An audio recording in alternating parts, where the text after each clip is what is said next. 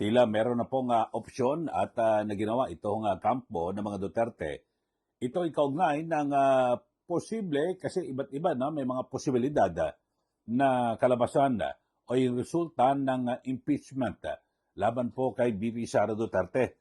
So sa ngayon ay ako nakikita ko lang ho rito mga kababayan ay at bilang pag-obserba ay ito'y kaugnay ng pagtatalaga dito po kay Davao City Mayor Sebastian Baste Duterte bilang bagong presidente ng Partido Demokratiko Pilipino o PDP Laban.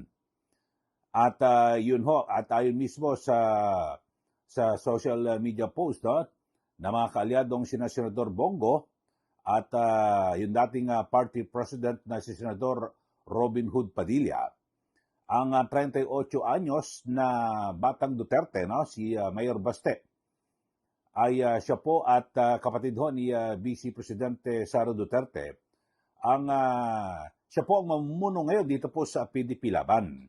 So dito ho mga kababayan ay hindi po may aalis na isipin na talagang handang-handa po ang kampo ng mga Duterte. Kasi kung sakali, kasi base ho ngayon sa mga pangyayari, ay talagang magsasanib puwersa po ang lahat Lahat po ng mga politiko at sabihin natin yung mga sinasabing di umano'y nakinabang dito po sa mali-maletang kwarta.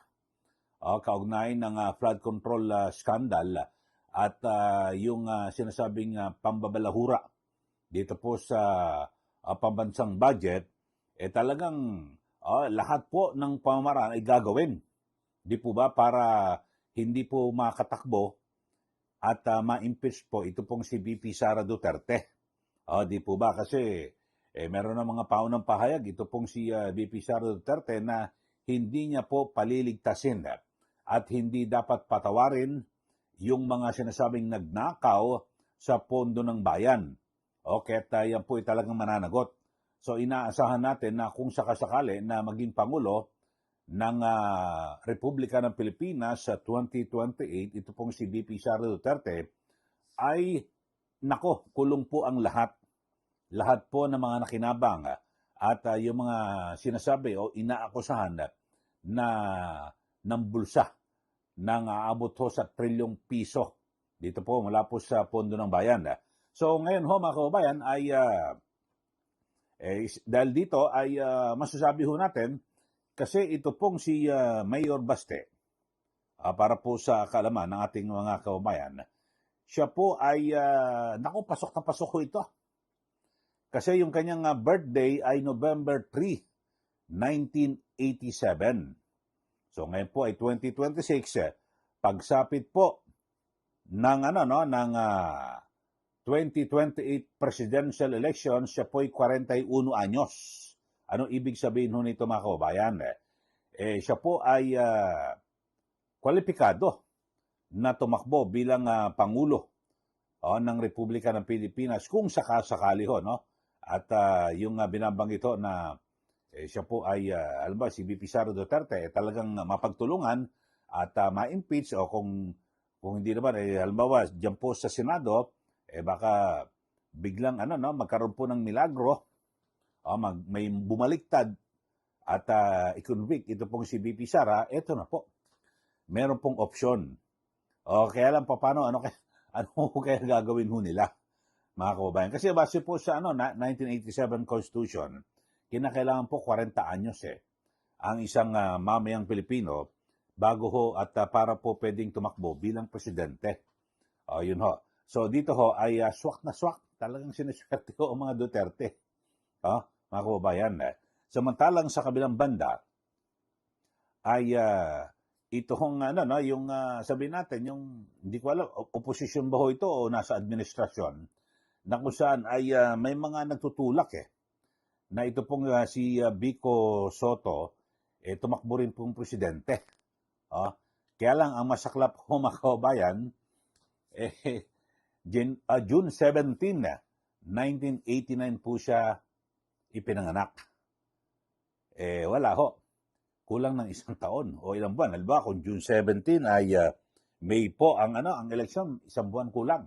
So hindi po siya hindi niya makukuha yung requirement at kailangan ng ating saligang batas na dapat to ay 40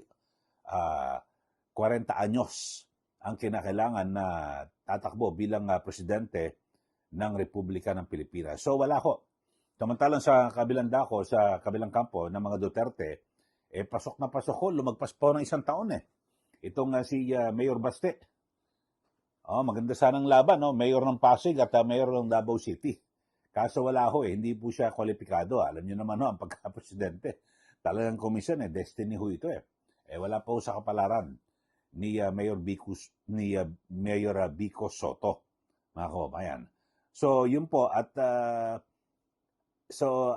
wala ho talaga, no? Pero dito ho, mga kababayan, may mga opsyon ano masasabi niyo ho rito? Kasi kung talagang magkaroon po ng gipitan. So, ito hong mga kaalyado ho ni dating Pangulong Duterte o yung PDP laban at iba't iba ho ng mga grupo talagang nagkakaisa na ho ngayon at para kung sakasakali basta Duterte meron pang laban ang kampo ho ng mga Duterte. So ito ho ngayon nakikita ko ho rito pwede maging opsyon kung sakasakali lang ho alam niyo naman ho dito sa atin pag nagkakaisa ho yung mga yung mga lupok. Hindi ho, yung mga siyempre mga apektuhan ho sila No, di po ba yung mga sino ba mga kongresista at mga senador o sino ba mga opisyal ng gobyerno at iba pang mga negosyante ang maapektuhan kapag ang naging presidente ay itong si VP Sara. So marami ho. Diyan po sa House of Representatives yung yung 67 contractor na lang ho Di ba? Congressman na contractor pa, yun, siguradong sa lahat ho yun. Paano pa yung iba pa ho na hindi naman contractor, congressman lang, pero tumatanggap na mga di umano'y mali-maleta. O di, todas din yari ho yun. Tapos, yung iba pa mga politiko, opisyal ng gobyerno. So, talagang tatagpasin lahat po sila. So, anong gagawin ho ngayon yan? Habang may panahon pa at pwede pa hong mapigilan at gawin ang lahat ng pamamaraan para mapigilan po itong pagtakbo ni VP Sara Duterte sa 2028 presidential elections.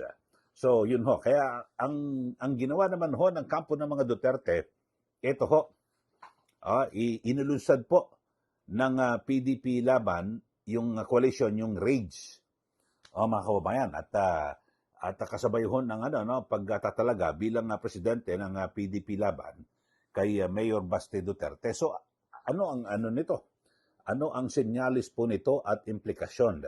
Sa akin hong pananaw at bilang isang komentarista sa aking YouTube channel at maging sa mainstream media, sa Bante Radio, mga kababayan, talagang ako, pananaw ko rito, gumagawa ng option. Alam niyo naman ho sa politika talagang hindi pa pwedeng hindi pa pwedeng ito lang gagawin mo. May option ka. May option 1, option 2, di ba?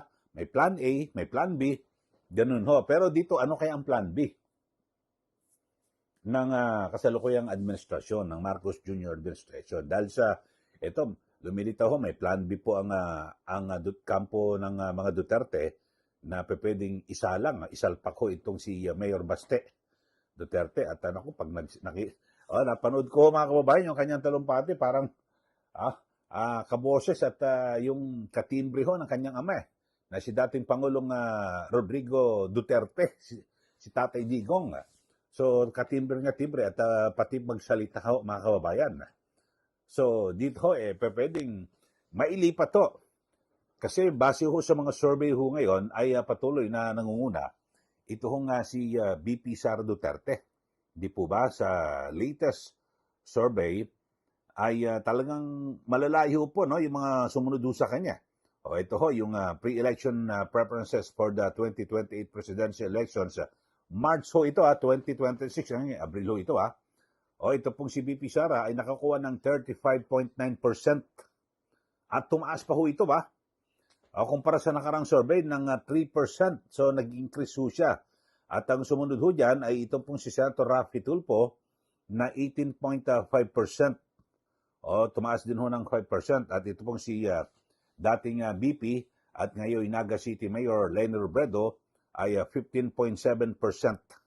O tumaas din siya ng 3% na kumpara sa nakaraan. Pero ang layo, 35% si VP Sara Duterte, 18 si Senator Rapi Tulfo, at 15 si Mayor Leni Robredo. So, masyadong malayo ho ang agwat, o mga kababayan. Tapos, kasi base ho sa mga binabanggit ito, di ba? At obserbasyon na talagang solido po yung yung Mindanao Tapos, ganyan din po ang Visayas. Alam naman ho natin, dito po sa Luzon, marami rin po mga Bisaya rin, di po ba? Yung mga galing ho sa Mindanao, sa iba't ibang lugar sa Visayas. So, marami ho. At ang target lang ho dito makakuha ng mga ilang porsyento lang ho Siguro 15% pa sa Luzon okay na. Ayun no. Pero dito ho, base po sa mga lumilitaw ho mga kababayan, ay talagang pwedeng isalin Kasi alam niyo dito sa WR numero, ito pong si nasa top 5 si Mayor Baste. Yung mga pwedeng tumakbong senador sa 2028 elections. At maging ito pong si Congressman Pulong Duterte. Pasok din ho sa top 5. So talagang lumilitaw talagang napakalakas ng mga Duterte sa ngayon at siyempre lalo na po sa masang Pilipino. So yun po mga kababayan. At ito sa ginawang paglulunsad ng Rage Coalition dyan po sa Club Pilipino sa San Juan, ay matindi ho ang mga banat ni Mayor Baste Duterte dito po kay Pangulong Marcos Jr. at sa kanyang administrasyon. Pakinggan ho natin at obserbahan nyo yung kanyang mga pananalita. At parang may mga nagsasabi, nagkokomentaryo na mukhang kamukha at kaboses, katono at katimbre. At pareho ng laman ang sinasabi ni dating Pangulong Rodrigo Duterte dito po kay Mayor Baste. Pakinggan ho natin yung kanyang talumpate. Ito pong si Mayor Baste Duterte. Isang ulo lang naman ang kailangan namin. Ang ulo ni Bongbong Marcos! Tingnan mo katangahan nito ni Bangag. Siya nagbukas ng usapin ng flood control na may mga ghost project. Kaya ako tumahimik talaga. Kasi hinayaan ko na mag-self-destruct yung gago na yan. Kasi alam kong sasabog sa mukha niya yan. Because, unang-una sa lahat, pag ikaw eksekutibo, you cannot point at someone else for the mistakes of your administration. Nagpahinga lang ako. Kailangan ko magpahinga kasi 2 taon kaming binanatan doon sa Davao. Yung ginawa ni Bangag, yung alam nyo na, yung ayuda, yun naman yung paraan nila. That was a form of indirect vote buying prior to the campaign period. Yun talaga yun. Yung ginamit niya, so sinabi ko naman sa mga taga Davao, tanggapin nyo lang. Total, buwis nyo man yan. Yung nagsikap dyan, para may pera yung gobyerno, pera nyo rin yung kinukuha nyo. Hindi yan galing sa kanya. Pero yung mga taga Davao matatalino na, they are intelligent voters. Akala kasi yung claim ng mga kalaban na kami mga Duterte daw, mga authoritarian, yun, mamatay tao, kaya takot lahat. 2 million, matatakot namin yun. Di, bukas patay na kami kung takutin namin 2 million na yan. It is a very highly democratic city, actually. Pagka pumunta kayo. That is why, awa ng Diyos, pasalamat ako, sa Davao ako naging mayor kasi ang mga tao dyan, alam nila anong gagawin nila at mahal nila yung lugar nila. Kaya kahit pinahihirapan kami, okay lang man, politika. Tapos, Marcos lang. Alam naman natin sa tatay pa lang yan, kawatan.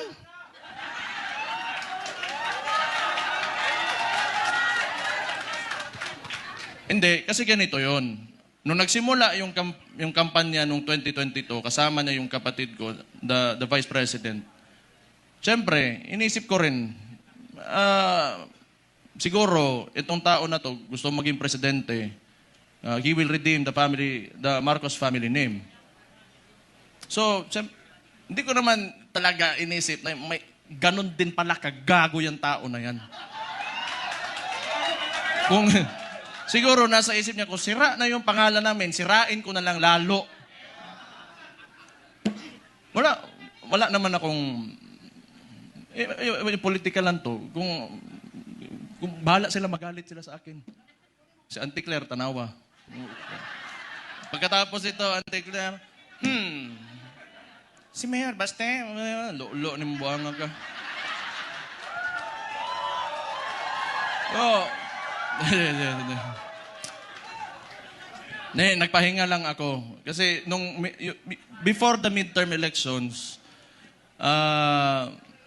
kami doon sa Davao, lagi kami nagmo-mobilize. Kasi nung sinimulan nila yung People's Initiative, papipirmahan nila yung mga papel. Siguro, I do not know. Pero definitely, sa ugali ng mga yan, wag na natin yung buong administrasyon niya. Kasi siya naman yung nasa taas ng chain of command, yung presidente.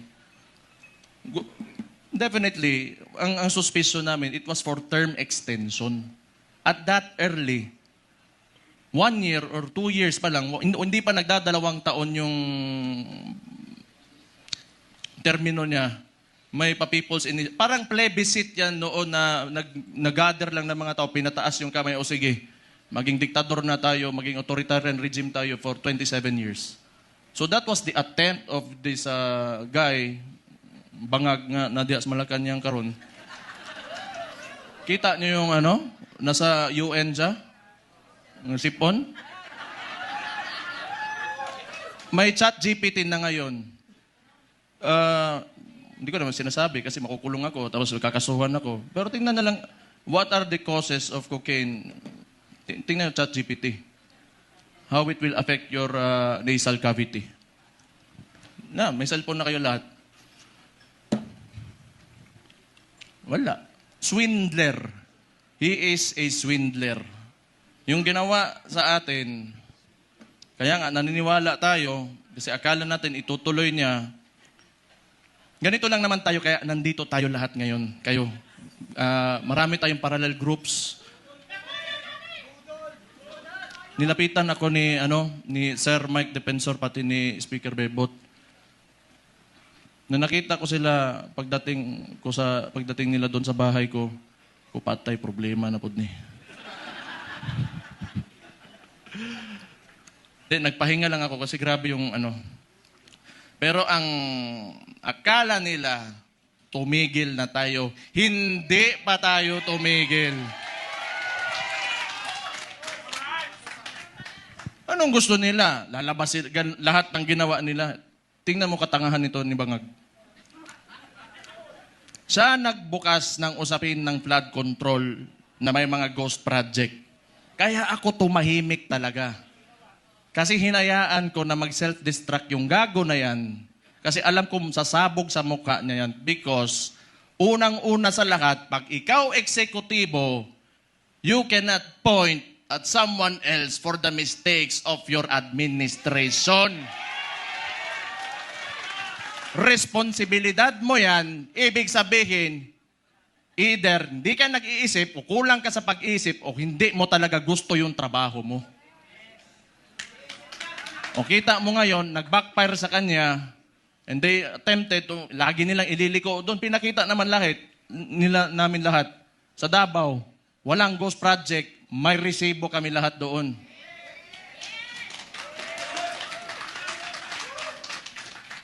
Tingnan nyo, anong resulta ng ginawa nila? Kasi tinawag na natin yan, yung 2024 is the most corrupt budget or the 2025, yung sinabi ni Sid Ungab nung panahon. Hindi, lahat yan kasi sayo nang kaupo eh. The most corrupt. Bakit di sila makakilos ngayon na tumaas yung presyo ng langis? Walang pera. Bakit di nila kayang babaan yung VAT, yung panawagan ni Leandro Libiste? Di nila kaya kasi wala nang silang nanakawin pa.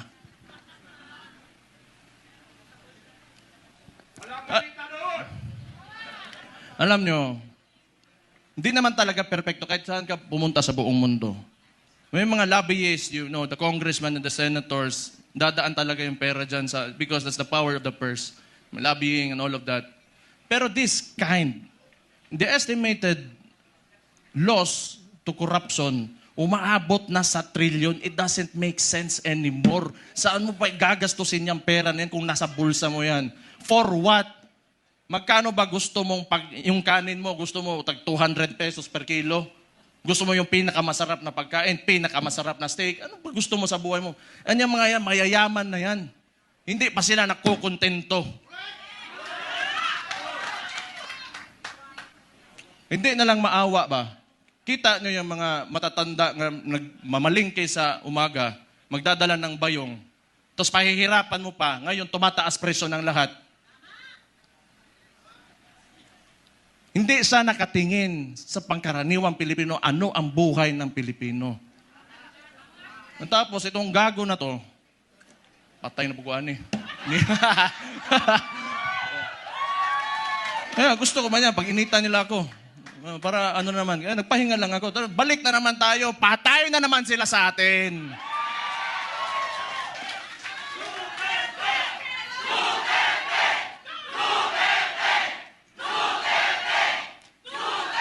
Ito pang maganda. Ito pang maganda. Tayo, mga parallel groups, ilan? Pila to kabuok? 600 parallel groups. Anong sinabi ng Vice Presidente? Siya ay tatakbong presidente, kumilos na tayong lahat.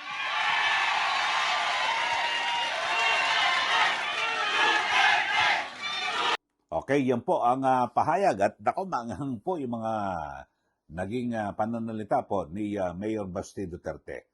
At dito ho mga kababayan ay yun nga ho, yung pagkasabay ho niya, no, yung paglulusad po ng yung tinatawag na RAGE Coalition. Ito ho yung Reform Alliance for Good Governance and Accountability.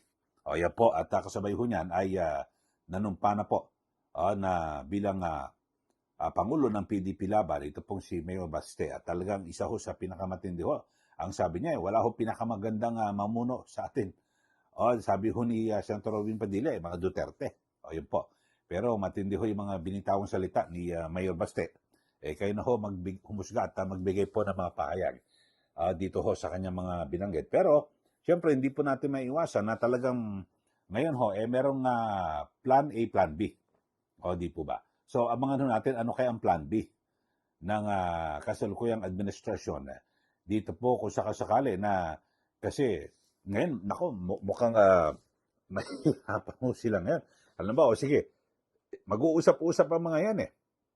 Paano yan kung ma-impeach si VP Sara Duterte, andyan si Basti Duterte? Duterte pa rin. At umuupak na ngayon. Kay Pangulong Marcos Jr. So, anong gagawing option nila?